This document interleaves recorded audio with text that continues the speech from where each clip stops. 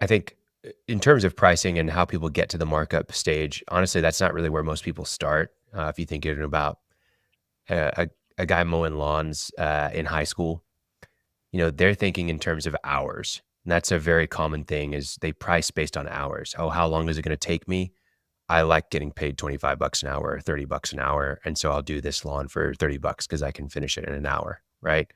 Um, that's kind of the mindset is I'm thinking about my time. And so I price based on how long things will take, whether that's for me or for my employees.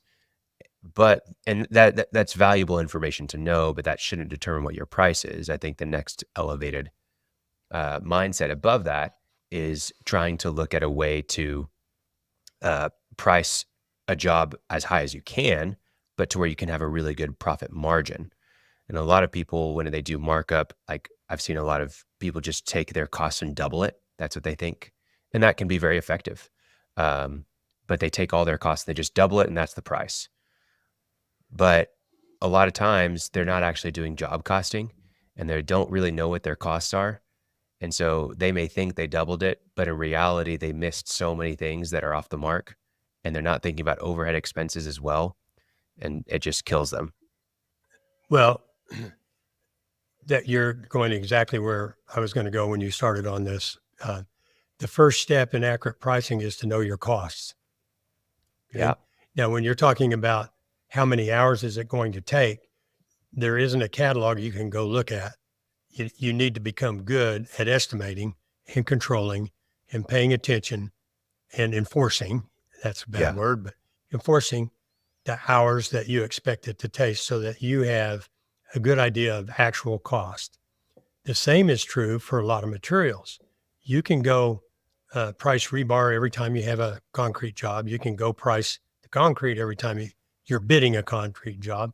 You can go price lumber and all those things every time you do it. A lot of guys don't do that. They just go, I got a 30 by 60 foot, 4-inch slab.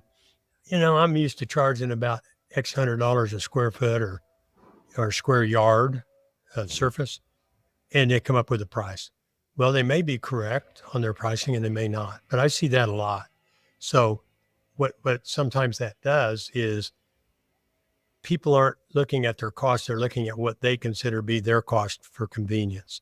A lot of times that has some margin in it. Sometimes it's too low. Sometimes it's too high.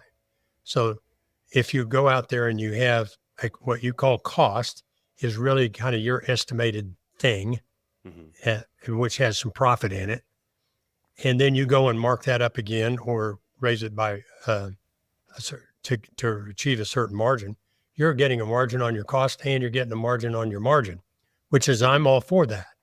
But sometimes you lose a job because of that and you don't know why.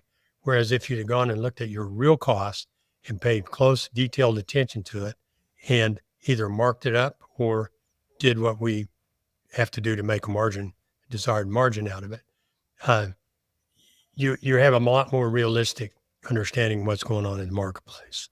Yeah. So, a couple things with this that I see people do is they look at materials and they include the labor in their pricing of the materials. So example, let's say it's a landscaper. And so they may install plants and boulders and sod and mulch, all these things. They take the price that they get from their supply house or the plant shop or whatever it is, and they mark it up. And their markup includes what they want to charge for the labor. So whenever they give a price, they're giving the installed price to the customer. So that markup includes not only the materials, but it includes the labor to go and pick up the materials and then take them to the job site and then to install them and then to, service the job. Well, a lot of things need to be accounted for in that. And when you just say, hey, we're going to double it, we're going to do 100% markup, not everything is installed the exact same way. Like putting in a small bush is way different than getting a 1-ton boulder onto a property. Different pieces of equipment are needed, different amount of labor crew. And so that markup may actually be not even close. You're losing money with that 100% markup. So Mhm. the job costing is extremely important there. And you're not going to be able to do the job costing accurately if you're not tracking detailed time to each job, if you're not tracking exactly what materials, what they were purchased, and what went into the delivery of those items to the job site. And then also the change orders aren't tracked very frequently. That's a huge one, as well as the revisions that happen. We messed up. We got to fix it. All that stuff will help you to better understand the job cost so that you can accurately mark up the work that you do. Right. One thing we're kind of talking about, and I think what you're referring to is a lot of guys do things by a rule of thumb, you know, estimate this much. And if you've been in business for 40 years and you're making, 30% return to the bottom line, net profit, I'm sure not going to criticize your rules of thumb, right? They're working for you. You're Yeah, probably bidding with a lot heavier margins, a lot higher margins than you might even realize. Maybe you right. do realize, but rules of thumb will work, but they have to be vetted. Um, and what you talked about, if you don't include the labor to go pick things up, if you don't get your labor cost right and you lose money on the job, that's where job costing comes in. Job costing in books. I mean, I deal with innumerable people. We talk about how they bid and what their margins are. And usually when I'm looking at their cost sheet, we're not really looking at cost. We're looking at the rule of thumb for this and that. And I'm going, okay, no, that's about what it costs us. We're not looking it up every time, the actual cost. Yeah, Okay, well, what do you think you're getting? And let's even presume they have margins and markups right. Say, well, we think we're getting a 40% margin. Okay.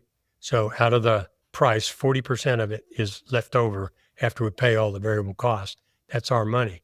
Well, when you keep good books and you do what's called job costing, where you allocate the cost and the revenue to the job so that you know what came from that job and what went to that job, that's where the rubber meets the road. And you pull up your P&L at the end of the month. I literally have one. And we thinks we're in that 40% margin. Well, what's showing up in the books is 16%, hmm, right? It's going away. Well, that changes a lot of metrics. How much you have to sell to break even, the risk that you're undergoing, your potential profitability at the end of the year. And you need to know that because if you think you're bidding at a 40% margin and it turns out when you look at your books, you're really getting 16. If you don't look at your books, you just be going, man, where's all my money going? yeah, Right? I don't know. So if you don't know, what are you going to do about it? I don't know because I don't know what the problem is.